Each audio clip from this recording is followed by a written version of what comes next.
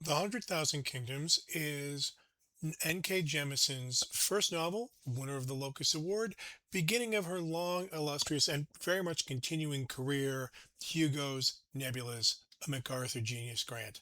Who knows where she'll go next? This is her beginning her career as a novelist with a fantasy. And you will see we've traveled a long way from the first two units of our course. We are now very much in the 21st century and very much writing inside the context of adult fantasy, fantasy marketed as a marketing category to adults as an existing part of the publishing industry. Le Guin and Tolkien are doing more or less their own thing. They're not fitting into the publisher's schemes in the same way. Um, Jemisin is operating in a world where she has always known a certain set of norms, though she is very original in some ways, but within these parameters. She's also someone who has been to actual speculative fiction writers' workshops, who's been trained in the specific way that genre authors are trained kind of outside the academy in academic in not in academic settings but in peer workshops for Jemison. She started at Visible Voice that work much the way MFA workshops do, but with everybody in the room being very much on board with science fiction and fantasy as genres and knowing how those genres work. Jemison was originally a counselor, a psychological counselor and educator. You can see from her work that she has a very strong understanding of trauma, of trauma, individual emotional trauma, inherited familial trauma, and larger, wider political trauma. We have a kingdom here. We have an empire here, the 100,000 kingdoms, and you'll see that Jemison is very clear, very upfront about the unfortunate sides of monarchy. This is not idealized monarchy. This is monarchy with all of its pathologies. If one of the questions for later 20th century and for 21st century fantasy writers is what do you do with the inheritance of Tolkien and other people of his generation, Jemison's answer is I am not bound to a white male universe. If I'm making up anything I want, I will make up this universe. You will see our main character is not white by complexion. Race works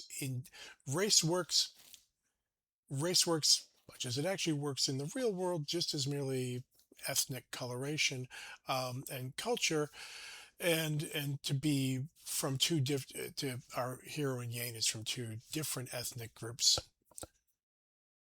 but don't discount either of her ethnic groups. She very much draws on both heritages. We have a first person narrator for the first time in this class. The point of view is very clearly limited to what Yane knows, sees. We find things out when she finds them out. And there are some kind of things she seems to have access to in forms of altered consciousness, but it is always in her perspective and very, very systematically, programmatically so. This is a world where women can be in positions of power, where some of the nations that make up the 100,000 kingdoms are matriarchies, and where the empire itself is neither a patriarchy nor matriarchy. There happens to be a patriarch in charge, but the most likely heir is a woman. Our unlikely potential heir, Yane, is a woman. Um, but also, there's there's no idealization of matriarchy either. You can have terrible monarchs of any gender. This is also historically accurate.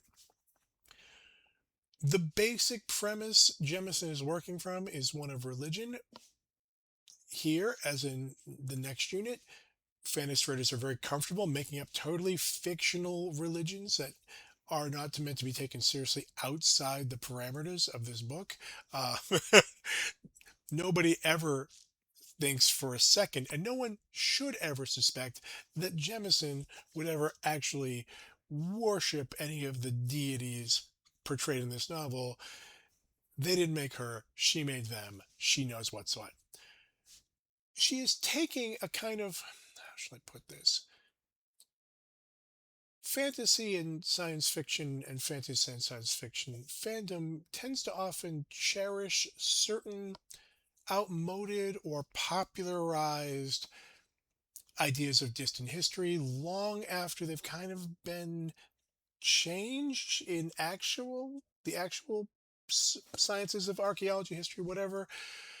So Jemison is taking a kind of old, about 100-year-old meta narrative about, well, a lot of our religions are very patriarchal, very father based, but what if these are like displacements of mother goddess religions? And we can talk, there are, to some degree, there is archaeological evidence for this in some places.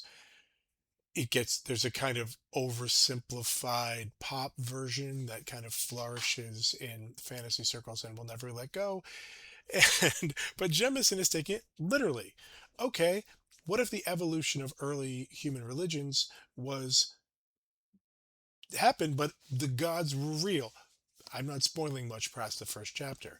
Okay, if the mother goddess is defeated, how did that happen, and where is the mother goddess now? These are all excellent questions.